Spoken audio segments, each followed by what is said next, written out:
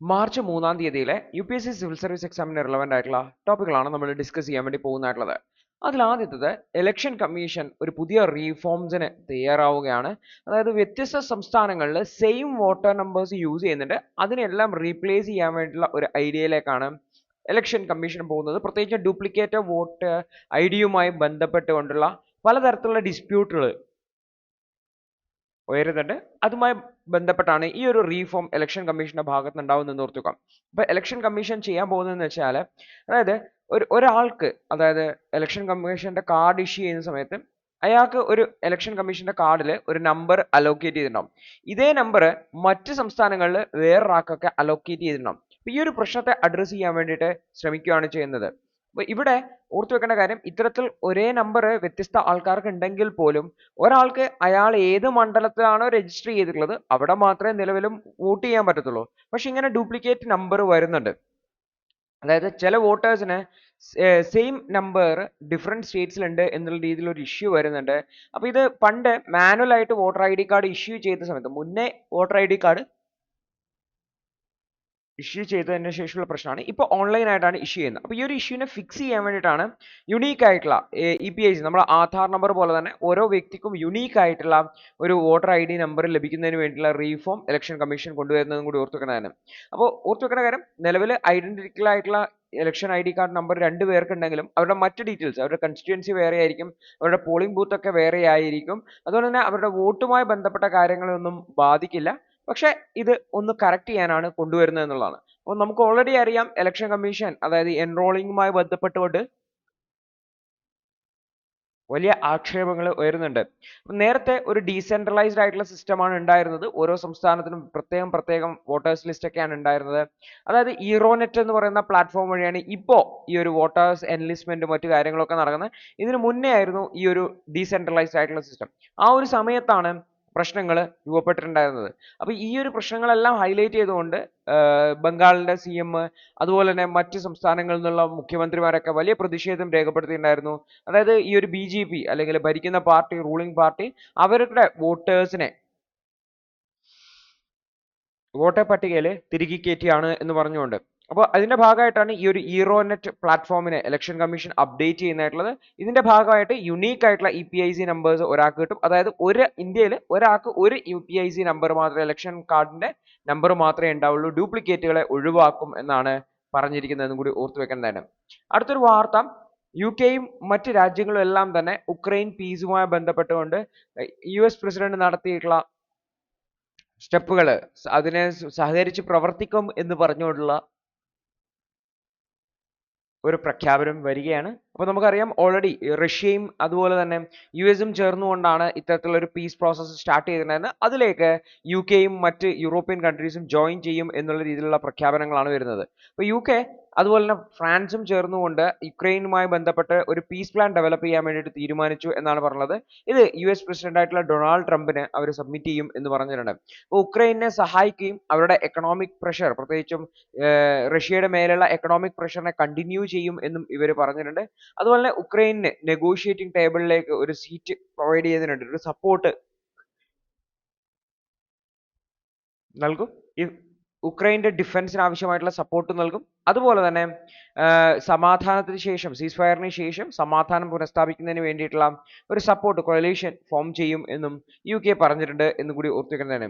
അപ്പോൾ യൂറോപ്യൻ കൺട്രീസും ഈ ഒരു ലീഡർഷിപ്പിലേക്ക് വരുന്നു എന്നുള്ളത് നല്ല കാര്യം തന്നെയാണ്. അപ്പോൾ യൂറോപ്പ് പറഞ്ഞിരിക്കുന്നത് വെച്ചാൽ, യൂറോപ്യൻ കൺട്രീസും ഈ ഒരു പീസ് പ്രോസസ്സിലേക്ക് കടന്നു വരുന്നു എന്നുള്ളത് അത് വളരെ അത്യാവശ്യമാണെന്നാണ് പറഞ്ഞിട്ടുള്ളത്. അതേപോലെ തന്നെ യുണൈറ്റഡ് സ്റ്റേറ്റ്സ് എന്തെങ്കിലും തരത്തിലുള്ള ഒരു ഡീൽ എടുത്തു കഴിഞ്ഞാലും അതിന് ആവശ്യമായിട്ടുള്ള സപ്പോർട്ട് യൂറോപ്യൻ കൺട്രീസിന്റെ ഭാഗത്ത് ഉണ്ടാവേണ്ടതായിട്ട് ആ ഒരു പ്രോസസ്സാണ് എന്ന് കൂടി പറഞ്ഞിട്ടുണ്ട്. അതേപോലെ തന്നെ ട്രംപ് ഈ ലാസ്റ്റിംഗ് പീസിന് വേണ്ടിയിട്ട് തന്നെയാണ്, വെറുതെ ഗിമ്മിക്ക് കാണിക്കുകയല്ല, അതായത് സമാധാനം പുനഃസ്ഥാപിക്കുന്നതിന് വേണ്ടിയിട്ട് തന്നെയാണ് ട്രംപ് മുന്നിട്ടിറങ്ങി എന്നുള്ള രീതിയിലുള്ള കോൺഫിഡൻസും അദ്ദേഹം കാണിച്ചിട്ടുണ്ട് എന്നുള്ളത് ഓർക്കുക. അപ്പം നേരത്തെ ട്രംപ് ഇറങ്ങുമ്പോൾ അതിൽ ഈ വെസ്റ്റേൺ കൺട്രീസ്, അതായത് യൂറോപ്യൻ കൺട്രീസിനെ ഉൾപ്പെട്ടിട്ടുണ്ടായിരുന്നില്ല. അതൊരു ചെറിയ കൺസേൺ ആയിട്ട് നിന്നിരുന്നു. എന്നാൽ ആ ഒരു കൺസേണിനെ ഇപ്പോൾ ഒഴിവാക്കിക്കൊണ്ടാണ് ഈ ഒരു യൂറോപ്യൻ കൺട്രീസ് മുന്നോട്ട് വന്നിട്ടുള്ളതെന്ന് കൂടി ഓർത്ത് വെക്കാം. അപ്പോൾ ഫ്രഞ്ച് പ്രസിഡന്റ് ആയിട്ടുള്ള മാക്രോണും ഇറ്റാലിയൻ പ്രൈം മിനിസ്റ്റർ ആയിട്ടുള്ള മെലോണിയും ഈ ട്രംപുമായി ബന്ധപ്പെട്ട് ഈ ഒരു വിഷയത്തിൽ ഇടപെടാൻ താല്പര്യം കാണിച്ചിട്ടുണ്ട്. അപ്പോൾ വെസ്റ്റേൺ കൺട്രീസിന്റെ ഇടയിൽ അല്ലെങ്കിൽ വെസ്റ്റേൺ അലയൻസിന്റെ ഇടയിൽ ഒരു അഭിപ്രായ വ്യത്യാസം ഇല്ലാതിരിക്കുന്നതിന് വേണ്ടിയിട്ടാണ് അമേരിക്കയുടെ കൂടെ ഈ ഒരു കൺട്രീസ് യൂറോപ്യൻ കൺട്രീസും ജോയിൻ ചെയ്യുന്നതും കൂടി ഓർത്ത് വെക്കുക. അപ്പോൾ കുറച്ചുകൂടി ഫെയർ ആയിട്ടുള്ള ലാസ്റ്റിംഗ് പീസ് ഉക്രൈൻ വിഷയത്തിൽ കൊണ്ടുവരാൻ പറ്റും എന്നാണ് ട്രംപും യൂറോപ്യൻ കൺട്രീസും പ്രതീക്ഷിക്കുന്നത് എന്നുള്ളതും കൂടെ ഓർത്തു വയ്ക്കാൻ വേണ്ടി ശ്രമിക്കുക. അടുത്തൊരു വാർത്ത പ്രധാനമായിട്ടും ബീഹാറിൽ നിന്നാണ്. ബീഹാറിൽ മദ്യനിരോധനം ഏർപ്പെടുത്തി. എന്നിട്ട് അവിടെ ഈ ഒരു പ്രശ്നത്തെ അഡ്രസ് ചെയ്യാൻ വേണ്ടിയിട്ട് വില്ലേജ് ഗാർഡുകൾ എന്ന് പറയുന്ന രീതിയിലുള്ള ഒരു ഫോഴ്സിനെ ക്രിയേറ്റ് ചെയ്തു. വില്ലേജ് ഗാർഡുകൾ എന്ന് പറയുന്നത് കാരണം ആ ഗ്രാമപ്രദേശങ്ങളിൽ എന്തെങ്കിലും നിയമവിരുദ്ധമായിട്ട് നടക്കുകയാണെങ്കിൽ പോലീസിനെ ഇൻഫോം ചെയ്യുക എന്നുള്ള ഉദ്ദേശത്തോടു കൂടിയാണ് വില്ലേജ് ഗാർഡ് എന്ന് പറയുന്ന സിസ്റ്റം കൊണ്ടുവന്നിട്ടുള്ളത്. പക്ഷേ ഈ ഒരു വില്ലേജ് ഗാർഡുകൾ പോലീസിന്റെ ഭാഗത്തു നിന്നും വലിയ സമ്മർദ്ദത്തിലാണ്, അതുപോലെ തന്നെ ഇതുപോലുള്ള ലിക്കർ മാഫിയയുടെ ഭാഗത്തു നിന്നും വലിയ സമ്മർദ്ദത്തിലാണ് എന്നുള്ള രീതിയിലാണ് ഈ ഒരു വാർത്ത വരുന്നതായിട്ടുള്ളത്. നിങ്ങൾ ഭാവിയിൽ സിവിൽ സർവന്റുകളാവുമ്പോൾ IAS കാരൊക്കെ ആവുമ്പോൾ അല്ലെങ്കിൽ IPS കാരൊക്കെ ആവുമ്പോൾ കമ്മ്യൂണിറ്റി എൻഗേജ്മെന്റ് പ്രോഗ്രാമുകൾ, അതായത് കമ്മ്യൂണിറ്റിയെ കൂടി എൻഗേജ് ചെയ്തുകൊണ്ടുള്ള വിവിധ പ്രോഗ്രാമുകൾ ഇംപ്ലിമെന്റ് ചെയ്യും. അപ്പോൾ നിങ്ങൾ ശ്രദ്ധിക്കേണ്ടതായിട്ടുള്ള ഒരു കാര്യത്തെ കുറിച്ചാണ് ഇവിടെ പറയുന്നത്. ഇത് ആക്ച്വലി അവിടുത്തെ ഒരു കേസ് സ്റ്റഡി ആണ്. കേസ് സ്റ്റഡിയിലേക്ക് ഇൻ ഡീറ്റെയിൽ നമ്മൾ പോകുന്നില്ല. പക്ഷേ ഈ ഒരു വിഷയത്തിൽ നമ്മൾ എന്താണ് മനസ്സിലാക്കേണ്ടതെന്ന് ഓർത്ത് വെക്കുക. ഇത് ആക്ച്വലി റീസെന്റ് ആയിട്ട് അവിടുത്തെ ഒരു വില്ലേജ് ഗാർഡ് കൊല്ലപ്പെട്ടതുമായി ബന്ധപ്പെട്ടാണ് ഈ വാർത്ത വന്നിട്ടുള്ളത്. അവിടെ ലിക്കർ മാഫിയ ആണ് ഈ കൊല്ലപ്പെട്ടതിലേക്ക് കാരണമായിട്ടുള്ളത്. കാരണം ഈ ഒരു ബീഹാറിൽ മദ്യനിരോധനം കൊണ്ടുവന്നുകൊണ്ട് 2016 നിയമം കൊണ്ടുവന്നിട്ടുണ്ടായിരുന്നു. അതിനെ ഇംപ്ലിമെന്റ് ചെയ്യുന്നതിന് വേണ്ടിയിട്ട് പോലീസിനെ സഹായിക്കുന്നതിന് വേണ്ടിയിട്ടാണ് ഈ ഒരു ഗവൺമെന്റ് വില്ലേജ് ഗാർഡുകളെയൊക്കെ കൊണ്ടുവന്നിട്ടുള്ളത്. അതായത് 2016 പ്രൊഹിബിഷൻ ലോ കൊണ്ടുവന്നു, ആൽക്കഹോളിനെ ബാൻ ചെയ്തുകൊണ്ട്. അപ്പൊ ആ ഒരു ലോക്കലി എന്തെങ്കിലും തരത്തിലുള്ള ഇല്ലീഗൽ ആയിട്ടുള്ള പ്രവർത്തനങ്ങൾ നടക്കുന്നുണ്ടോ അറിയാൻ വേണ്ടിയിട്ട് വില്ലേജ് ഗാർഡുകളെ ക്രിയേറ്റ് ചെയ്തു. ഈ വില്ലേജ് ഗാർഡുകളാണ് പോലീസിനെ വിവരങ്ങൾ അറിയിക്കുക, പോലീസ് പോയിട്ട് അവരെ റെയ്ഡ് ചെയ്ത് അറസ്റ്റ് ചെയ്യാണ് ഇൻസിഡന്റിൽ എന്ന് ഓർത്ത് വെക്കുക. പക്ഷേ പോലീസിന്റെ ഭാഗത്തുനിന്നും ലിക്കർ മാഫിയയുടെ ഭാഗത്തുനിന്നും വലിയ സമ്മർദ്ദമാണ് വില്ലേജ് ഗാർഡുകൾക്കുള്ളതാണ്. പല ഗാർഡുകളും ഇത്തരത്തിലുള്ള ഇല്ലീഗൽ ആയിട്ടുള്ള ആൽക്കഹോൾ ട്രേഡിനെ ഹൈലൈറ്റ് ചെയ്യുന്നത് വഴി ഈ ഒരു മാഫിയയുടെ ശത്രുവായിട്ട് മാറുകയും അവര്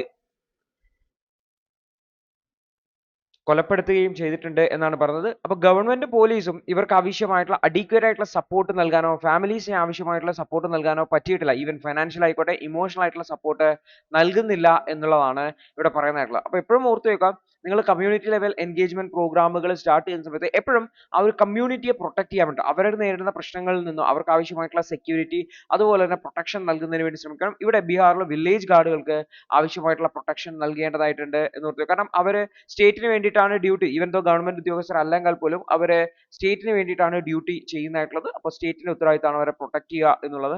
അതേപോലെ തന്നെ ഇത്തരത്തിലുള്ള ഫാമിലീസിന് കൃത്യമായിട്ടുള്ള കോമ്പൻസേഷൻ നൽകുക, അവരുടെ ഫാമിലിക്ക് ആവശ്യമായിട്ടുള്ള സപ്പോർട്ട് എല്ലാം നൽകുക എന്നുള്ളതാണ്.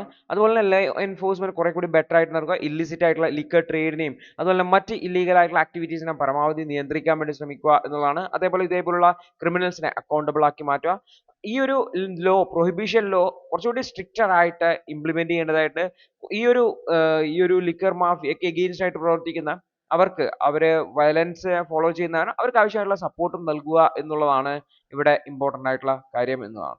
അടുത്തൊരു വാർത്ത എന്ന് പറഞ്ഞാൽ പ്രധാനമന്ത്രിയുടെ ഒരു കാർട്ടൂൺ. ആക്ച്വലി പ്രധാനമന്ത്രി ട്രംപിനെ കണ്ടതുമായി ബന്ധപ്പെട്ട് ഒരു കാർട്ടൂൺ തമിഴ് ഓൺലൈൻ മാഗസീനായിട്ടുള്ള വികടൻ പ്ലസിൽ വന്നിട്ടുണ്ടായിരുന്നു. അപ്പോൾ ഈ വികടൻ പ്ലസിന്റെ ഓൺലൈൻ മാഗസീനിൽ വന്നതിനെ അതിനെ റിമൂവ് ചെയ്യണമെന്നാണ് ministry of information and broadcasting ഈ കാർട്ടൂൺ റിമൂവ് ചെയ്യണമെന്നാണ് ആവശ്യപ്പെട്ടിട്ടുള്ളത്. അതേപോലെ തന്നെ ഇവർ ഓൺലൈൻ വെബ്സൈറ്റ് ആണ്, ഇവരുടെ വെബ്സൈറ്റ് പല ആൾക്കാർക്കും ആക്സസ് ചെയ്യാൻ പറ്റത്തില്ല, മിനിസ്ട്രി ബ്ലോക്ക് ചെയ്തു എന്നുള്ള രീതിയിലൊക്കെയാണ് കരുതുന്നതായിട്ടുള്ളത്. അപ്പോൾ ഇത് നമ്മുടെ article freedom of speech and expression, അതായത് ആർട്ടിക്കിൾ 19 ക്ലോസ് 1 ക്ലോസ് എയുടെ ഒരു എഗെയിൻസ്റ്റ് ആയിട്ടുള്ള സ്റ്റെപ്പ് ആയിട്ടാണ് കാണുന്നത്. അതുമായി ബന്ധപ്പെട്ട് വന്നിട്ടുള്ള ഒരു എഡിറ്റോറിയൽ ആണ്. നമുക്ക് നോക്കാം എന്താണ് ഈ ഒരു വിഷയം എന്നുള്ളത്. ഇതാണ് വന്ന കാർട്ടൂൺ. പ്രധാനമന്ത്രിയും അതുപോലെ തന്നെ ട്രംപും അവര് രണ്ടുപേരുമാണ് കവറിലുള്ളത്. അതിൽ ശ്രദ്ധിച്ചു കഴിഞ്ഞാൽ നമ്മുടെ പ്രധാനമന്ത്രിയുടെ കൈകളിൽ ചങ്ങല കെട്ടിവെച്ചതായിട്ട് കാണാൻ വേണ്ടി പറ്റും. ഇത് പ്രധാനമായിട്ടും വന്നിരിക്കുന്നതെന്ന് വെച്ചാൽ ഇന്ത്യൻ ഇമിഗ്രൻസിനെ ഇന്ത്യയിലേക്ക് ഡിപ്പോർട്ട് ചെയ്തതുമായി ബന്ധപ്പെട്ട വിഷയത്തിൽ പ്രധാനമന്ത്രി ഒന്നും സംസാരിച്ചില്ല, ഒന്നും ഇടപെട്ടില്ല എന്ന വിഷയവുമായി ബന്ധപ്പെട്ടാണ് ഈ ഒരു കാർട്ടൂൺ വന്നിരിക്കുന്നതെന്നാണ് പറഞ്ഞത്. Ministry of information and broadcasting പറഞ്ഞിരിക്കുന്നത് വെച്ചാൽ ഈ ഒരു കാർട്ടൂൺ നീക്കം ചെയ്യണമെന്നാണ് പറഞ്ഞിട്ടുള്ളത്. എന്നാൽ ഈ ഒരു വിഷയത്തെ, ഈ ഒരു ഓർഡറിനെ വിഘടൻ പ്ലസ് ലീഗലി ചാലഞ്ച് ചെയ്യാൻ വേണ്ടി പോവാണ്, കോടതിയിൽ ചാലഞ്ച് ചെയ്യാൻ വേണ്ടി പോവാണ് എന്നുകൂടി ഓർത്തു വെക്കുന്നത് തന്നെ. അപ്പൊ ഇത് ഫ്രീഡം ഓഫ് സ്പീച്ച് ആൻഡ് എക്സ്പ്രഷന് വയലേഷൻ ആണെന്നാണ് ഓദർ ഹൈലൈറ്റ് ചെയ്യുന്നതായിട്ടുള്ള അല്ലെങ്കിൽ എഡിറ്റോറിയൽ പറയുന്നത്. കാരണം ആർട്ടിക്കിൾ 19 clause 1 clause A പ്രകാരം നമുക്ക് ക്രിട്ടിസൈസ് ചെയ്യാനുള്ള അവകാശമുണ്ട്. അപ്പോൾ കാർട്ടൂൺ എന്ന് പറഞ്ഞാൽ ഒരു പൊളിറ്റിക്കൽ കമന്ററി ആണ്. ഇവിടെ ഫ്രീഡം ഓഫ് സ്പീച്ച് ആണ് പറയുന്നത്. ഗവൺമെന്റ് അല്ലെങ്കിൽ പ്രധാനമന്ത്രി ഒരു പ്രധാനപ്പെട്ട വിഷയത്തിൽ സംസാരിക്കാതെ കൊച്ചുവിലങ്ങിട്ട പോലെ നിൽക്കുന്നു എന്നുള്ള ആ ഒരു സിംബലൈസ് ചെയ്തിട്ടാണ് ഈ ഒരു കാർട്ടൂൺ വന്നുള്ളത്. അതുകൊണ്ട് തന്നെ ഇത് ഒരു ക്രിറ്റിസിസം ആയിട്ട് കരുതണം, അല്ല ഫ്രീഡം ഓഫ് സ്പീച്ച് എക്സ്പ്രഷന്റെ ഭാഗമായിട്ട് കരുതണം എന്നാണ് പറഞ്ഞത്. അല്ലാതെ ഇത്തരത്തിലുള്ള പൊളിറ്റിക്കൽ ഡിസ്കോഴ്സിനെ, ഇത്തരത്തിലുള്ള ഗവൺമെന്റിന്റെ നടപടികൾക്ക് എഗെയിൻസ്റ്റ് ആയിട്ടുള്ള പ്രവർത്തനത്തെ അതിനെ സപ്രസ് ചെയ്യുന്നത് ഒരിക്കലും ജനാധിപത്യത്തിന് സ്യൂട്ടബിൾ അല്ല, ഒരു ഡെമോക്രാറ്റിക് കൺട്രിക്ക് സ്യൂട്ടബിൾ അല്ല എന്നാണ് എഡിറ്റോറിയൽ ഹൈലൈറ്റ് ചെയ്യുന്നത്. അപ്പോൾ വിഘടൻ വെബ്സൈറ്റ് നിലവിൽ നോക്കിക്കഴിഞ്ഞാൽ പല ആൾക്കാർക്കും ആക്സസ് ചെയ്യാൻ പറ്റുന്നില്ല. ഇൻഫോർമൽ ആയിട്ടുള്ള ഇൻസ്ട്രക്ഷൻ കാരണം ചിലപ്പോൾ ബ്ലോക്ക് ചെയ്തതാവാം എന്നാണ് പറയുന്നത്. കാരണം ഇൻഫർമേഷൻ ടെക്നോളജി ആക്ടിൽ സെക്ഷൻ 69A പ്രകാരം ഗവൺമെന്റിന് ചില വെബ്സൈറ്റുകൾ വേണമെങ്കിൽ ബ്ലോക്ക് ചെയ്യാൻ വേണ്ടി പറ്റും, വെബ്സൈറ്റിലെ ചില കണ്ടന്റുകൾ വേണമെങ്കിൽ ബ്ലോക്ക് ചെയ്യാൻ പറ്റും. പക്ഷെ അത്തരത്തിലുള്ള ഉത്തരവുകളൊന്നും ഇറങ്ങിയിട്ടില്ല എന്ന് ഓർത്തുക. അപ്പോൾ ഇവിടെ ഓർത്തു വെക്കേണ്ട കാര്യം, അത്തരത്തിൽ എന്തെങ്കിലും ഉത്തരവുകൾ ഇറക്കുന്നുണ്ടെങ്കിൽ അത് സീക്രസിയിൽ ഇറക്കുന്നതിന് പകരം അത് ട്രാൻസ്പെറന്റ് ആയിട്ട് പബ്ലിക് മുന്നിലേക്ക് കൊണ്ടുവരാൻ വേണ്ടി ശ്രമിക്കുക എന്നതാണ്. അപ്പോൾ ഗവൺമെന്റ് ഇത്തരത്തിലുള്ള വെബ്സൈറ്റുകളെ ബ്ലോക്ക് ചെയ്യുന്ന ഓർഡറുകളിൽ നിന്ന് പിൻവലിയണം. ഇത്തരത്തിലുള്ള പൊളിറ്റിക്കൽ കാർട്ടൂണുകളെ, ക്രിട്ടിസൈസിങ് കാർട്ടൂണുകളെ കാണും, പ്രത്യേകിച്ചും ഇത്തരത്തിലുള്ള കാർട്ടൂണുകളെ സെൻസർഷിപ്പിൽ നിന്നും ഒഴിവാക്കണം. കാരണം ഇത് ആക്ച്വലി ഒരു സെൻസർഷിപ്പ് ആണ്, മോണിറ്ററിംഗ് നിന്ന് ഒഴിവാക്കണം. അപ്പോൾ ഈ ഒരു കണ്ടന്റുകൾ, അതായത് എക്സ്ട്രീം കേസുകൾ, ഉദാഹരണത്തിന് hate speech, incitement to violence, അല്ലെങ്കിൽ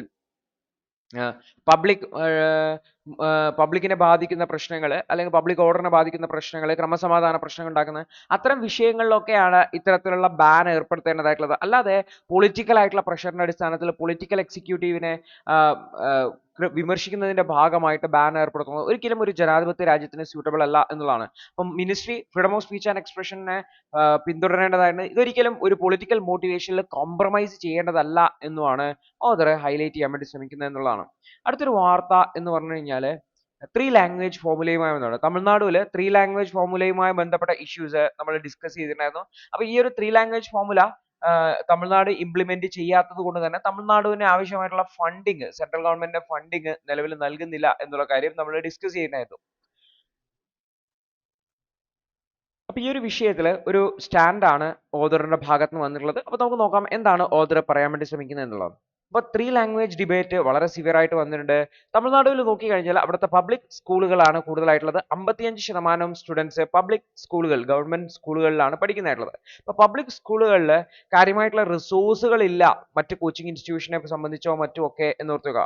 പ്രൈവറ്റ് സ്കൂളുകളിലൊക്കെ ആണെങ്കിൽ അവരുടെ ജോബ് മാർക്കറ്റിന് കോമ്പീറ്റ് ചെയ്യാൻ വേണ്ടിയിട്ട് വളരെ സ്കിൽഡ് ആയിട്ടുള്ള, വളരെ ട്രെയിൻഡ് ആയിട്ടുള്ള ആൾക്കാരെ അവൈലബിൾ ആയിരിക്കും. കാരണം അത്രയും സാലറിയും മറ്റ് ബെനിഫിറ്റും ഒക്കെ കൊടുത്തിട്ട്. പബ്ലിക് സ്കൂളുകളിൽ അങ്ങനെ ഭയങ്കര സ്കിൽഡ് ആയിട്ടുള്ള ആൾക്കാർ ഉണ്ടാവണം എന്നില്ല എന്ന് കൂടി ഓർത്തുക. ഇല്ല എന്നല്ല, ഉണ്ടാവണം എന്നില്ല, അത്രയും വലിയ സപ്പോർട്ട് കിട്ടണം എന്നില്ല. അപ്പോൾ ബെറ്റർ ആയിട്ടുള്ള ലേണിംഗ് എൻവയോൺമെന്റ് നൽകുക എന്നുള്ളതാണ് ഗവൺമെന്റ് സ്കൂളുകളിൽ അല്ലെങ്കിൽ ഗവൺമെന്റ് വിദ്യാഭ്യാസം ചെയ്യേണ്ടത്. അല്ലാതെ പൊളിറ്റിക്കൽ ആയിട്ടുള്ള വിഷയങ്ങളിൽ ഒരിക്കലും വിദ്യാഭ്യാസത്തെ ഒരു ഇരയാക്കി മാറ്റരുത് എന്നാണ് ഓദർ പറയുന്നത്.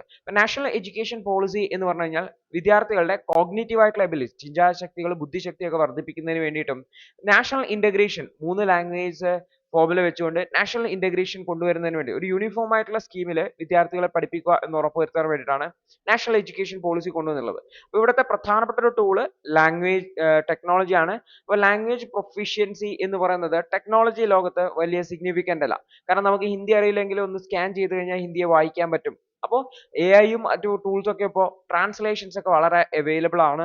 നമ്മൾ അങ്ങനെ ഒരു ലാംഗ്വേജ് അറിയില്ല എന്നുള്ളത് കൊണ്ട് നമ്മൾ അധികം ഭയങ്കര സ്ട്രഗിൾ ചെയ്യും എന്ന് നമുക്ക് പറയാൻ പറ്റില്ല. അപ്പോൾ ഈ ഒരു പ്രൊഫിഷ്യൻസി ഇൻ മദർ ടങ് വളരെ ഇമ്പോർട്ടന്റ് ആണ്, വളരെ ബെനിഫിഷ്യൽ ആണ് അഡീഷണൽ ലാംഗ്വേജ് ആഡ് ചെയ്യുന്നതിന് മുന്നേ എന്നുള്ളത് ഓർത്തു വെക്കേണ്ടതാണ്. അപ്പോൾ ഈ ഒരു പ്രൈമറി എഡ്യൂക്കേഷൻ്റെ ഒരു അവസ്ഥ നോക്കിക്കഴിഞ്ഞാൽ പ്രൈമറി എഡ്യൂക്കേഷൻ ക്വാളിറ്റി എന്ന് പറഞ്ഞാൽ വളരെ മോശമാണ്. അത് ഇന്ത്യയിൽ ഓവറോൾ മോശമാണ്.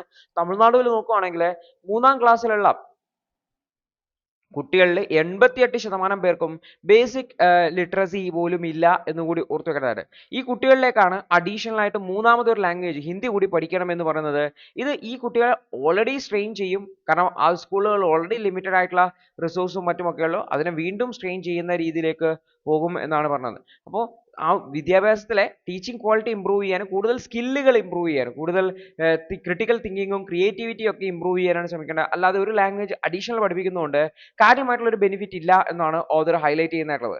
അതേപോലെ തന്നെ ഈവൻ ലാംഗ്വേജ് തമിഴ് ലാംഗ്വേജ് കൊണ്ടുവന്നാൽ തന്നെ തമിഴ്നാട്ടിൽ ഇതുവരെ ഹിന്ദി ലാംഗ്വേജ് ആരെയും പഠിപ്പിക്കുന്നില്ല. അപ്പോൾ ക്വാളിഫൈഡ് ആയിട്ടുള്ള തേർഡ് ലാംഗ്വേജ് ടീച്ചേഴ്സ് ഉണ്ടാവുമോ എന്നുള്ളത്, ഹിന്ദി പഠിപ്പിക്കാൻ എലിജിബിൾ ആയിട്ടുള്ള കാപ്പബിൾ ആയിട്ടുള്ള ടീച്ചേഴ്സ് ഉണ്ടാവുമോ എന്നുള്ളത് പോലും സംശയമാണ്. അപ്പോൾ ഹിന്ദി വേണമെങ്കിൽ ഒരു ഓപ്ഷണൽ തേർഡ് ലാംഗ്വേജ് ആയിട്ട് പ്രൊവൈഡ് ചെയ്യാം, എന്നിട്ട് താല്പര്യമുള്ള ആൾക്കാർക്ക് പഠിക്കാം എന്ന രീതിയിലേക്ക് കൊടുക്കുന്നതാണ്. അപ്പോൾ ഇത്തരത്തിലുള്ള പൊളിറ്റിക്കൽ ഡിബേറ്റുകളുടെ പേരിൽ ഒരിക്കലും എന്ത് ചെയ്യാൻ പറ്റില്ല, സ്കൂൾ വിദ്യാഭ്യാസത്തെ ബാധിക്കാൻ വേണ്ടി പാടില്ല. അതുപോലെ തന്നെ ഇംഗ്ലീഷ് പ്രൊഫിഷ്യൻസി ഇംപ്രൂവ് ചെയ്യേണ്ടതായിട്ട് മദർ ടങ്ങിന് ഇമ്പോർട്ടൻസ് കൊടുക്കേണ്ടതായിട്ടുണ്ട്. അല്ലാതെ ഹിന്ദി എന്ന് പറയുന്ന തേർഡ് ലാംഗ്വേജിന് വലിയ ഒരു ഫോക്കസ് കൊടുക്കേണ്ട ആവശ്യമില്ല. മറിച്ച് ബേസിക് ന്യൂമറസി ബേസിക് സ്കിൽസിൽ ഫോക്കസ് ചെയ്യുക എന്നുള്ളതാണ് ഇമ്പോർട്ടൻ്റ് ആയിട്ടുള്ള കാര്യം എന്നാണ് ഓഥർ ഹൈലൈറ്റ് ചെയ്യാൻ വേണ്ടി ശ്രമിക്കുന്നതായിട്ടുള്ളത്. അടുത്തൊരു വാർത്ത എന്ന് പറഞ്ഞു കഴിഞ്ഞാൽ ഈ ഒരു ട്രംപും പുടിനും രണ്ടുപേരും അതോറിറ്റേറിയൻ നേച്ചറിലുള്ള ഭരണാധികാരികളാണ്. ഇവര് ജനാധിപത്യത്തിനൊരു ഭീഷണിയാണോ, ഇവര് അതോറിറ്റേറിയൻ റിജിംസിനെയാണ് പ്രിഫർ ചെയ്യുന്നതെന്ന് അവർ പലപ്പോഴും അവരുടെ മെൻഷനിങ്ങിൽ കാണാൻ പറ്റുന്നുണ്ട്. അപ്പോൾ ഇതെങ്ങനെയാണ് ലോകത്തിന് അല്ലെങ്കിൽ ജനാധിപത്യത്തിന് ഒരു ചാലഞ്ചിങ് ആവുന്നതെന്നാണ് പറയുന്നതായിട്ടുള്ളത്. അതായത് ട്രംപ് പ്രസിഡന്റ് ആയിട്ടുള്ള സെലൻസ്കിയായിട്ട് ഉക്രൈൻ പ്രസിഡന്റ് ആയിട്ടുള്ള സെലൻസ്കിയായിട്ട് എൻഗേജ് ചെയ്യാൻ വേണ്ടിയിട്ട് വിസമ്മതിച്ചിട്ടുണ്ടായിരുന്നു. കാരണം പീസ് ടോക്സിൽ ഉക്രൈനെ ഉൾപ്പെടുത്തിയിട്ടുണ്ടായിരുന്നത്. അപ്പോൾ സെലൻസ്കി സ്റ്റെപ്പ് ഡൗൺ ചെയ്തെങ്കിൽ മാത്രമേ അവിടെ പീസ് ടോക്കുകൾ സാധ്യമാകുള്ളൂ എന്നാണ് ട്രംപിന്റെ വാദം ഉണ്ടായിട്ടുള്ളത്, അദ്ദേഹത്തിന്റെ ഒരു സജഷൻ ഉണ്ടായത്. അതേപോലെ തന്നെ ഉക്രൈന്റെ ഡെമോക്രസി എന്ന് പറയുന്നത് റഷ്യക്ക് ഒരു ത്രെട്ട് ആണെന്നാണ് റഷ്യയുടെ ഭാഗത്ത് നിന്നുണ്ടായിട്ടുള്ള കമന്റ് എന്ന് പറയുന്നത്.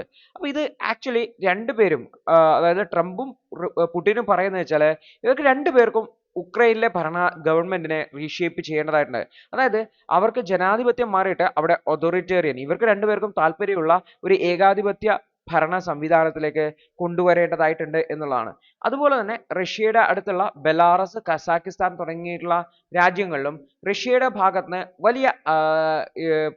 വലിയ പ്രഷറാണുള്ളത്. അവിടെ ജനാധിപത്യം മാറിയിട്ട് ഒതോറിറ്റേറിയൻ, പുടിന് താല്പര്യമുള്ള ഏകാധിപത്യ ഭരണ സംവിധാനം കൊണ്ടുവരുന്നതിന് വേണ്ടിയിട്ടാണ്. അതേപോലെ തന്നെ ട്രംപിനും ഇതേ ആശയം തന്നെയാണ് യൂറോപ്പിനെ സംബന്ധിച്ചുള്ളത്. പ്രത്യേകിച്ചും ഹംഗേറിയൻ പ്രൈം മിനിസ്റ്റർ ആയിട്ടുള്ള വിക്ടർ ഓർബാനുമായിട്ടൊക്കെ അദ്ദേഹം സംസാരിച്ചിട്ടുണ്ടായിരുന്നു. ഇല്ലിബറൽ ഡെമോക്രസി വേണ്ടിയിട്ടാണ്, അതായത് ഇല്ലിബറൽ ആയിട്ടുള്ള ഡെമോക്രാസിക്ക് വേണ്ടിയിട്ട്, അല്ലെങ്കിൽ യൂണിവേഴ്സൽ ഹ്യൂമൻ റൈറ്റ്സിനെയൊക്കെ ഒപ്പോസ് ചെയ്തുകൊണ്ട് ഒരു ഒതോറിറ്റേറിയൻ ഏകാധിപത്യ രീതിയിലുള്ള ഭരണ സംവിധാനം കൊണ്ടുവരിക എന്നൊരു ആശയത്തിലേക്കാണ് ഈ ഒരു പുടിനും അതുപോലെ തന്നെ ഈ ഒരു ട്രംപും പോകുന്നതെന്നാണുള്ളത്. അപ്പൊ നേരത്തെ ഉണ്ടായിരുന്ന ബൈഡൻ, അദ്ദേഹം സെലൻസ്കിയോട് രക്ഷപ്പെടാൻ പറഞ്ഞിട്ടും സെലൻസ്കി രക്ഷപ്പെട്ടിട്ടുണ്ടായിരുന്നില്ല. അദ്ദേഹം ഉക്രൈനെ ഡിഫെൻഡ് ചെയ്ത് ഉക്രൈനിൽ തന്നെ നിൽക്കുകയാണ് ചെയ്തിട്ടുള്ളത്. അപ്പോൾ യു എസിന്റെ സപ്പോർട്ട് ഉക്രൈനിൽ എന്ന് പറഞ്ഞാൽ ഇൻകൺസിസ്റ്റന്റ് ആയിട്ട് മാറിയിട്ടുണ്ട്. കാരണം ട്രംപ് വന്നതോട് കൂടിയിട്ട് റിസോഴ്സിന് വേണ്ടിയുള്ള ഡീലൊക്കെ ആവശ്യപ്പെടുന്ന സാഹചര്യമാണുള്ളത്. ഓർത്തു വെക്കേണ്ട കാര്യം എന്ന് വെച്ചാൽ ഇത്തരത്തിൽ രണ്ട് പവർഫുൾ ആയിട്ടുള്ള കൺട്രി റഷ്യയും അതുപോലെ തന്നെ അമേരിക്കയും, രണ്ടിനെയും ലീഡേഴ്സ് ഇല്ലിബറൽ ലീഡേഴ്സ് ആണെന്ന് പറയാം. ട്രംപ് ആയിക്കോട്ടെ പുടിൻ ആയിക്കോട്ടെ, ഇവര് ജനാധിപത്യത്തിനും സമാധാനത്തിനും ഹ്യൂമൻ റൈറ്റ്സിനും ഒരു സിഗ്നിഫിക്കന്റ് ആയിട്ടുള്ള ത്രെട്ട് ആയിട്ട് മാറാൻ സാധ്യതയുണ്ട് എന്നാണ് ഇത് ഇൻഡിക്കേറ്റ് ചെയ്യുന്നതായിട്ടുള്ളത്. അപ്പോൾ ഒതോറിറ്റേറിയൻ റീജിംസിന് വേണ്ടിയിട്ട്, ഏകാധിപത്യ രീതിയിലുള്ള ഭരണ സംവിധാനം കൊണ്ടുവരുന്നതിന് വേണ്ടിയിട്ട് ഇന്റർനാഷണലി ഒരു പുഷ് നടക്കുന്നതായിട്ട് കാണാൻ പറ്റും. ഇത് ഡെമോക്രസിക്ക് എല്ലാം തന്നെ ചാലഞ്ചിങ് ആണ്. കാരണം ഡെമോക്രാറ്റിക് സിസ്റ്റം ഉള്ള രാജ്യങ്ങളിൽ ആഭ്യന്തര പ്രശ്നം ഉണ്ടാക്കുകയും അവിടെ ഇല്ലിബറൽ ആയിട്ടുള്ള ഗവൺമെന്റുകളെ രൂപീകരിക്കുന്നതിന് വേണ്ടിയിട്ടുള്ള ശ്രമങ്ങളും ഈ രാജ്യങ്ങളുടെ സപ്പോർട്ടോട് കൂടി ഉണ്ടാവും. അത് ജനാധിപത്യത്തിനും അതുപോലെ തന്നെ ഹ്യൂമൻ റൈറ്റ്സ്, മനുഷ്യാവകാശത്തിനൊക്കെ വലിയ ലംഘനമായിട്ട് മാറും എന്നുകൂടി ഓർത്തു വയ്ക്കേണ്ടതായിട്ട് ഉണ്ട്. അടുത്തത് നമ്മുടെ രാജ്യത്തെ 2025 ബഡ്ജറ്റും അതിലെ ജെൻഡർ ഇനീക്വാലിറ്റിയെ എങ്ങനെയാണ് അഡ്രസ് ചെയ്യാൻ വേണ്ടി ശ്രമിക്കുന്നത് എന്നുമായി ബന്ധപ്പെട്ടാണ്. ഈ ഒരു വിഷയം ജെൻഡർ ബഡ്ജറ്റിംഗ് എന്ന പേരിൽ നമ്മൾ ഓൾറെഡി ഡിസ്കസ് ചെയ്തിട്ടുണ്ടായിരുന്നു. അപ്പോൾ 2025 യൂണിയൻ ബഡ്ജറ്റിൽ ഏകദേശം 4,49,028 കോടി രൂപയാണ് ജെൻഡർ ബഡ്ജറ്റിന് വേണ്ടിയിട്ട് അലോക്കേറ്റ് ചെയ്തിട്ടുള്ളത്. കഴിഞ്ഞ വർഷത്തെ സാമ്പത്തിക വർഷത്തെ കമ്പയർ ചെയ്യുമ്പോൾ 37.3% വർധനമാണ്. ഇത് പ്രധാനമായിട്ടും പ്രധാനമന്ത്രി ഗരീബ് കല്യാൺ അന്ന യോജനയുടെ ഇൻക്ലൂസീവ്നെസ് വന്നതുകൊണ്ടാണ് എന്ന് കൂടി ഓർത്തു വെക്കേണ്ടതാണ്. അല്ലാതെ കൂടുതൽ ജെൻഡർ കെയർ ഇൻവെസ്റ്റ്മെന്റുകൾ കൊണ്ടുവന്നതല്ല. ഈ ഒരു പ്രധാനമന്ത്രി ഗരീബ് കല്യാൺ അന്ന യോജനയിൽ സ്ത്രീകളുടെ ഇൻവോൾവ്മെന്റ് സ്ത്രീകൾ കൂടിയിട്ട് അത് ഉൾപ്പെടുത്തിക്കൊണ്ടാണ് ഈ ഒരു വർധന വന്നിട്ടുള്ളത്. അപ്പൊ കെയർ ഇൻഫ്രാസ്ട്രക്ചർ എന്ന് പറയുന്നത് നമ്മുടെ രാജ്യത്ത് കാര്യമായിട്ട് ഡെവലപ്പ് ചെയ്തിട്ടില്ല. ഈവൻ നമ്മുടെ രാജ്യത്തെ സ്ത്രീകൾ എന്ന് വെച്ചാൽ മെയിൻ എക്കണോമിക് ആക്ടിവിറ്റീസിന്റെ ഭാഗമായി മാറുന്നില്ല. അവർ പ്രധാനമായിട്ടും കെയർ ഇൻഫ്രാസ്ട്രക്ചർ കെയറിന്റെ ഭാഗമായിട്ടാണ് മാറുന്നത്. അപ്പൊ നമ്മുടെ രാജ്യത്ത് ഈ ഒരു അൺപെയ്ഡ് കെയർ വളരെയധികം കൂടുതലാണ്. കുട്ടികളെ നോക്കുക, മുതിർന്ന പാരന്റ്സിനെ നോക്കുക എന്നുള്ളത്, ഇതെല്ലാം തന്നെ ഡൊമസ്റ്റിക് വർക്ക്സിനെ ഭയങ്കര ഇമ്പോർട്ടൻസ് കൊടുക്കുകയും അത് സ്ത്രീകളെ വീടുകളിൽ തന്നെ തളച്ചിടാൻ കാരണമാവുകയും ചെയ്യുന്നു എന്നുള്ളതാണ്. ഇപ്പൊ രാജ്യത്ത് കെയർ ഇൻഫ്രാസ്ട്രക്ചർ ഡെവലപ്പ് ചെയ്യാണ്. ഉദാഹരണത്തിന് child care, old age care പോലുള്ള ഇൻഫ്രാസ്ട്രക്ചർ ഡെവലപ്പ് ചെയ്യുകയാണെങ്കിൽ സ്ത്രീകൾക്ക് കുറച്ചുകൂടി എക്കണോമിക് ആക്ടിവിറ്റീസിലേക്ക് ഇൻവോൾവ് ആവാം എന്നാണ് പറയുന്നത്. അപ്പോൾ ഇന്ത്യയിൽ അൺപെയ്ഡ് കെയർ വർക്കിന്റെ ഭൂരിഭാഗവും വഹിക്കുന്നത് സ്ത്രീകൾ തന്നെയാണ്. അതുകൊണ്ട് തന്നെ വീട്ടുജോലികൾ ചെയ്തുകൊണ്ട് തന്നെ അവരുടെ ജീവിതം പോകും എന്നുള്ളതാണ്. അപ്പൊ ഇന്ത്യയിൽ 53% സ്ത്രീകളും ഈ ഒരു ലേബർ ഫോഴ്സിന്റെ ഔട്ട്സൈഡ് ആയിട്ട് വരുന്ന ഇവർ പ്രധാനമായിട്ടും കെയർ റെസ്പോൺസിബിലിറ്റിയിൽ വരുന്നതാണ്. ഇതിൽ പുവർ ആയിട്ടുള്ള സ്ത്രീകളാണ്, ദരിദ്രരായിട്ടുള്ള ബാക്ക്ഗ്രൗണ്ടിൽ നിന്നുള്ള സ്ത്രീകളാണ് പ്രധാനമായിട്ടും ചാലഞ്ചസ് നേരിടുന്നത്. ദിവസവും 17 മുതൽ 19 മണിക്കൂറൊക്കെയാണ് വീടുകളിൽ പണിയെടുക്കേണ്ടതായിട്ട്. ഇതിനെയാണ് ടൈം പോവർട്ടി, സമയമില്ലാതെ സമയ ദാരിദ്ര്യം എന്ന് പറയുന്നതായിട്ടുള്ളത്. അതുപോലെ തന്നെ അവരുടെ ജീവിത സാഹചര്യവും വളരെ മോശമായിട്ട് മാറും എന്ന് കൂടി ഓർത്തുകൊണ്ടാണ്. അപ്പൊ ഇവിടെ നമ്മുടെ രാജ്യത്ത് കെയർ ഇൻഫ്രാസ്ട്രക്ചർ ഡെവലപ്പ് ചെയ്യുന്നുണ്ടെങ്കിൽ കുറച്ച് മാറ്റങ്ങൾ കൊണ്ടുവരും എന്നാണ് പറയുന്നത്. ഉദാഹരണത്തിന് ജലജീവൻ മിഷൻ പോലുള്ള ഒരു പദ്ധതി കൊണ്ടുവന്നതോടെ നേരത്തെ വലിയ കിലോമീറ്ററുകളോളം നടന്ന് വെള്ളം കൊണ്ടുവരുന്നത് ജലജീവൻ മിഷൻ കൊണ്ടുവന്നതോടെ വീടുകളുടെ മുന്നിൽ വെള്ളം എത്താൻ വേണ്ടി തുടങ്ങി. അപ്പൊ ഇത്തരത്തിലുള്ള പദ്ധതികൾ വഴി എന്ത് ചെയ്യാൻ വേണ്ടി പറ്റും, ഈ ഒരു സ്ത്രീകളുടെ വർക്ക് കുറക്കാൻ വേണ്ടി പറ്റും എന്നുള്ളതാണ്. അപ്പോൾ infrastructure, water, clean energy, sanitation തുടങ്ങിയിട്ടുള്ള മേഖലകളിൽ റിഫോംസ് കൊണ്ടുവരേണ്ടതായിട്ട് അത്തരത്തിൽ സ്ത്രീകളുടെ ബേർഡനും അതുപോലെ അൺപെയ്ഡ് ടാസ്കും കുറക്കാൻ പറ്റും എന്നുള്ളതാണ്. അതേപോലെ തന്നെ അഫോർഡബിൾ ആയിട്ടുള്ള care infrastructures, child care centres, elder care support centres നൽകേണ്ടതായിട്ട് ഇതും സ്ത്രീകളുടെ വർക്ക് ലോഡ് കുറക്കുന്നതിന് കാരണമാകും. അതുപോലെ പബ്ലിക് ഇൻഫ്രാസ്ട്രക്ചറിൽ കൂടുതൽ ഇൻവെസ്റ്റ്മെന്റുകൾ ചെയ്യുന്നത് കൂടുതൽ ജോബുകൾ ക്രിയേറ്റ് ചെയ്യുന്നതിന് വേണ്ടിയിട്ടും അതുപോലെ തന്നെ സ്ത്രീകളുടെ ഹൗസ് ഹോൾഡ് വർക്കുകളെ മിനിമൈസ് ചെയ്യാനും സഹായിക്കും എന്നുള്ളതാണ്. അപ്പോൾ ഇവിടെ ഒരു 3R അപ്രോച്ച് ഫോളോ ചെയ്യുന്നതാണ് റെക്കഗ്നൈസ്, റെഡ്യൂസ് ആൻഡ് റീഡിസ്ട്രിബ്യൂട്ട് എന്നുള്ളത്. സ്ത്രീകളുടെ വർക്കിനെ റെക്കഗ്നൈസ് ചെയ്യുക, അതിനെ കുറക്കാൻ വേണ്ടി ശ്രമിക്കുക, അതിനെ മറ്റുള്ളവരിലേക്ക് റീഡിസ്ട്രിബ്യൂട്ട് ചെയ്യാൻ വേണ്ടി ശ്രമിക്കുക എന്നുള്ളതാണ്. അപ്പോൾ ഇതിനു വേണ്ടിയിട്ട് ടൈം യൂസ് സർവേസ്, ടൈം എങ്ങനെയാണ് ഉപയോഗിക്കുന്നത് എന്നുള്ളതിനെ സംബന്ധിച്ച് സർവേസ് നടത്തിയിട്ട് അതിനെ എങ്ങനെ അഡ്രസ്സ് ചെയ്യാം എന്നതിലേക്ക് നോക്കുക. അൺപെയ്ഡ് വർക്കിനെ കൃത്യമായിട്ട് അഡ്രസ്സ് ചെയ്യാൻ വേണ്ടി ശ്രമിക്കുക എന്നുള്ളതാണ്. അതുപോലെ കെയർ വർക്കിനെ റീഡിസ്ട്രിബ്യൂട്ട് ചെയ്യാൻ വേണ്ടി ശ്രമിക്കുക എന്നുള്ളതാണ്. കെയർ സർവീസുകളെ എക്സ്പാൻഡ് ചെയ്യുക, അതുപോലെ തന്നെ മറ്റ് സ്ത്രീകൾ മറ്റ് എക്കണോമിക് ആക്ടിവിറ്റീസിൽ അവർക്ക് ഇൻവോൾവ് ആവാൻ പറ്റുന്ന ഒരു സാഹചര്യം ഒരുക്കുക. അതുപോലെ തന്നെ ഡിസിഷൻ മേക്കിങ്ങിലും സ്ത്രീകളുടെ ഇൻവോൾവ്മെന്റ് വർദ്ധിപ്പിക്കുക, ജെൻഡർ സെൻസിറ്റീവ് ആയിട്ടുള്ള പോളിസികൾ കൊണ്ടുവരിക എന്നതൊക്കെയാണ് സജഷൻ ആയിട്ട് പറയാൻ വേണ്ടി പറ്റുന്നത് എന്നുള്ളതാണ്. അടുത്തൊരു വാർത്ത കേരളത്തിൽ നിന്നാണ്. കേരളത്തിൽ ഒരു പ്രതിഷേധം നടക്കുന്നുണ്ട്. ഓഫ്ഷോർ മൈനിങ്ങുമായി ബന്ധപ്പെട്ടാണ് പ്രതിഷേധം നടക്കുന്നത്. അപ്പൊ എന്താണ് ഈ ഒരു വിഷയം എന്നാണ് നമ്മൾ നോക്കാൻ വേണ്ടി പോകുന്നുള്ളത്. കേരളത്തിലെ കോസ്റ്റൽ കമ്മ്യൂണിറ്റീസ് അല്ലെങ്കിൽ മത്സ്യ പിടിക്കാൻ പോകുന്ന fisherman community central government offshore മൈനിങ്ങിന് അനുമതി കൊടുക്കുന്നത്, പ്രൈവറ്റ് കമ്പനികൾക്ക് അനുമതി കൊടുക്കുന്നതിനെതിരെ പ്രതിഷേധവുമായിട്ട് ഇറങ്ങിയിട്ടുണ്ട്. ഓഫ്ഷോർ മൈനിങ് എന്ന് പറഞ്ഞാൽ കടലിൽ മൈനിങ് ചെയ്യുന്നതിന് വേണ്ടിയിട്ടാണ്, അല്ലെങ്കിൽ കടൽ തീരങ്ങളിൽ മൈനിങ് ചെയ്യുന്നതിന് വേണ്ടിയിട്ടാണ്. ഇത് മറൈൻ എക്കോസിസ്റ്റത്തെ ഡാമേജ് ചെയ്യുന്നു, അവരുടെ ട്രഡീഷണൽ ആയിട്ടുള്ള രീതിയെ ബാധിക്കും എന്നും അവർക്ക് ഫിഷിനെ കിട്ടില്ല എന്നും അവരുടെ ലൈവ്ലിഹുഡിനെ, ഉപജീവന മാർഗത്തെ ബാധിക്കും എന്നൊക്കെയാണ് ഫിഷർമാൻ കമ്മ്യൂണിറ്റി പറയുന്നതായിട്ടുള്ളത്. അതായത് offshore areas mineral development and regulation act 2002 അമെൻമെന്റുമായി ബന്ധപ്പെട്ടുകൊണ്ടാണ്. അമെൻമെന്റ് പ്രകാരം പ്രൈവറ്റ് കമ്പനികൾക്കും ഓഫ്ഷോർ മൈനിങ്ങിൽ പാർട്ടിസിപ്പേറ്റ് ചെയ്യാൻ പറ്റും. ഇതുമായി എഗെയിൻസ്റ്റ് ആയിട്ടാണ് ഈ ഒരു പ്രതിഷേധം വരുന്നത് എന്നുള്ളതാണ്. അപ്പോൾ offshore areas mineral development and regulation act 2002 പ്രകാരം ഈ ഒരു മിനറൽ റിസോഴ്സുകളെ ഡെവലപ്പ് ചെയ്യാനും അതിനെ റെഗുലേറ്റ് ചെയ്യുന്നതിന് വേണ്ടിയിട്ട് കൊണ്ടുവന്നതാണ്. ഇന്ത്യയുടെ മാരിടൈം സോണിലുള്ള മിനറൽസ് എല്ലാം വരും എന്നുകൂടി ഓർത്തിരിക്കുന്നത്. 2003 പാർലമെന്റ് ഇത് ഇനാക്ട് ചെയ്തിട്ടുണ്ടായിരുന്നത്. അപ്പോൾ ഇന്ത്യയുടെ ടെറിട്ടോറിയൽ വാട്ടേഴ്സിലുള്ള കോണ്ടിനെന്റൽ ഷെൽഫിലുള്ള എക്സ്ക്ലൂസീവ് എക്കണോമിക് സോൺ വരെയുള്ള പ്രദേശങ്ങളിലുള്ള മിനറൽ റിസോഴ്സസിനെ ഹാൻഡിൽ ചെയ്യുന്നതിന് വേണ്ടിയിട്ടുള്ള ഒരു ആക്ട് ആണെന്ന് പറയാം. അതിനെ ഡെവലപ്പ് ചെയ്യാനും അതിനെ റെഗുലേറ്റ് ചെയ്യുന്നതിന് വേണ്ടിയിട്ടാണ്. ഇപ്പോൾ സെൻട്രൽ ഗവൺമെന്റ് ആണ് ഓഫ്ഷോർ ഏരിയാസിൽ മിനറൽസിനെ എക്സ്ട്രാക്ട് ചെയ്തെടുക്കാനുള്ള അവകാശമുള്ളത് എന്ന് കൂടി ഓർത്തു വെക്കുന്നതിന് ഗവൺമെന്റിനോ അല്ലെങ്കിൽ ഗവൺമെന്റ് കമ്പനിക്കോ ഇതിന് മേലെ ലൈസൻസ് നൽകാൻ വേണ്ടി പറ്റും, പ്രൊഡക്ഷൻ ലീസ് നൽകാൻ വേണ്ടി പറ്റും എന്നുള്ളതാണ്. അപ്പോൾ ഇതിന് കോമ്പറ്റീറ്റീവ് ബിഡിംഗ് ഉണ്ട്. കോമ്പറ്റീറ്റീവ് ബിഡിങ്ങിന്റെ അടിസ്ഥാനത്തിലാണ് ഈവൻ പ്രൈവറ്റ് എൻറ്റിറ്റിക്ക് ഉൾപ്പെടെ ലൈസൻസ് നൽകാൻ വേണ്ടി പറ്റും എന്ന് കൂടി ഓർത്തു വെക്കാം. അപ്പോൾ ഒരു ചെറിയ ഏരിയയിലേക്കോ അല്ലെങ്കിൽ ഒരു ചെറിയ മേഖലയിലേക്കോ ഒക്കെ ആയിട്ട് ഇത്തരത്തിലുള്ള ലൈസൻസുകൾ ഇഷ്യൂ ചെയ്യാൻ വേണ്ടി പറ്റും എന്നുള്ളതാണ്.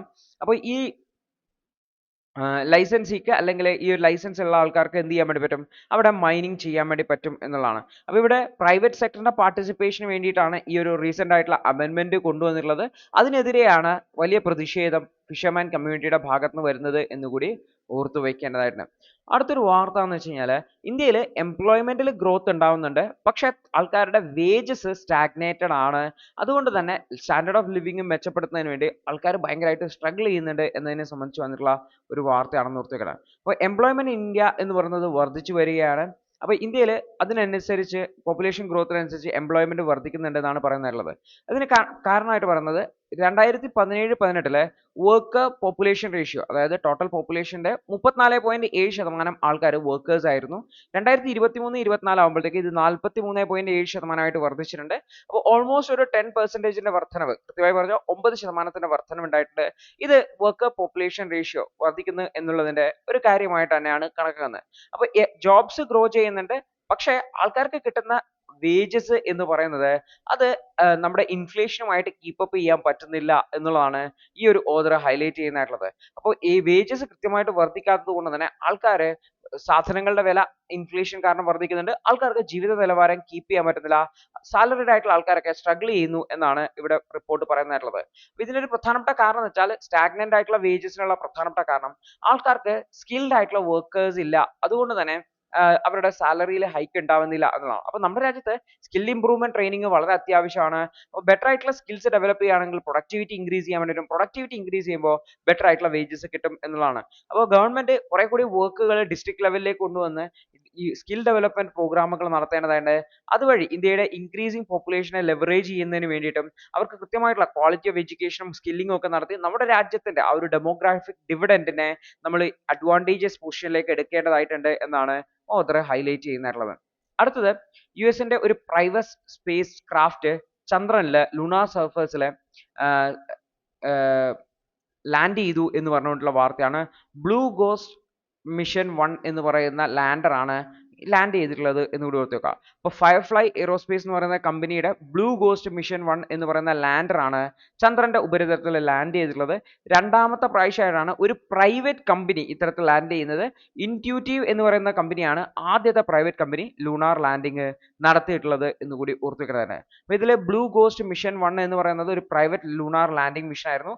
ഫയർഫ്ലൈ എയ്റോസ്പേസ് എന്ന് പറയുന്ന കമ്പനിയാണ് നാസയുടെ കൊമേഴ്ഷ്യൽ ലൂണാർ പേലോഡ് സർവീസസ് എന്ന് പറയുന്ന പ്രോഗ്രാമിന്റെ ഭാഗമായിട്ടാണ് ഇത് അയച്ചിട്ടുണ്ടായിരുന്നത്. അത് സ്പേസ് എക്സിന്റെ ഫാൽക്കൺ 9 റോക്കറ്റിലാണ് ഈ ഒരു ലാൻഡറിനെ അയച്ചത് എന്ന് കൂടി ഓർത്ത് വെക്കുന്നതാണ്.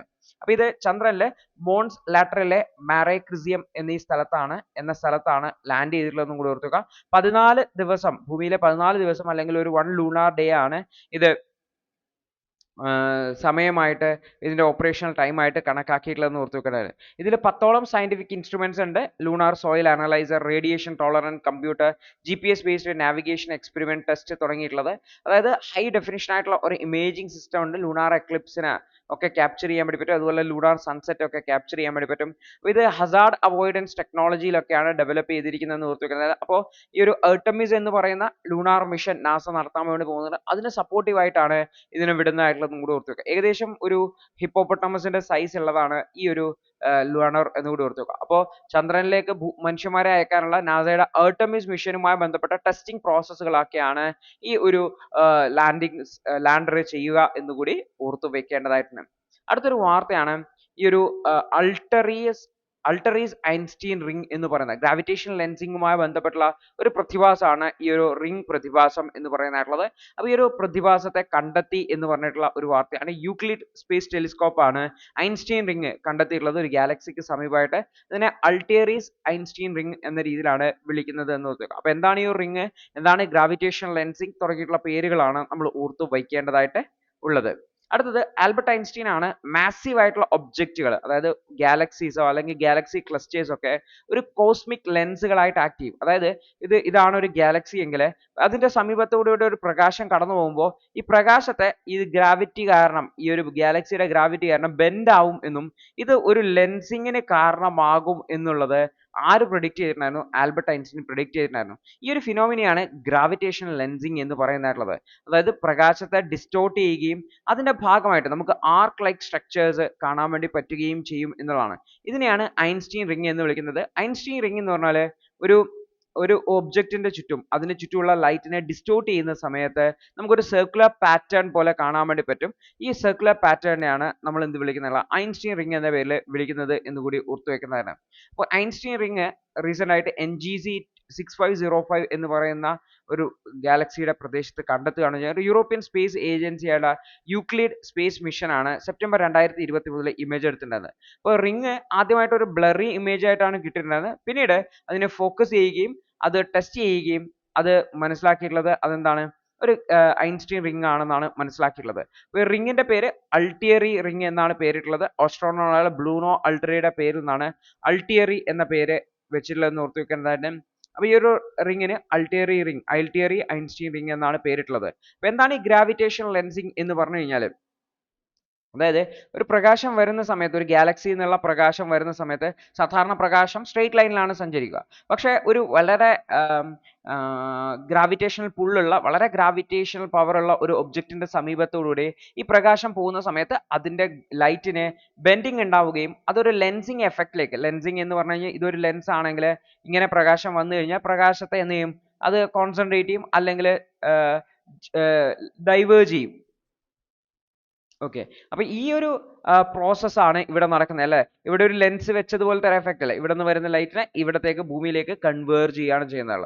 അപ്പൊ ഇതിനെയാണ് സ്പേസ് ടൈമിനെ ഡിസ്റ്റോർട്ട് ചെയ്തുകൊണ്ട് ലൈറ്റിനെ ബെൻഡ് ചെയ്യുന്ന പ്രോസസ്സിനെയാണ് ഗ്രാവിറ്റേഷണൽ ലെൻസിങ് എന്ന് പറയുന്നതായിട്ടുള്ളത്.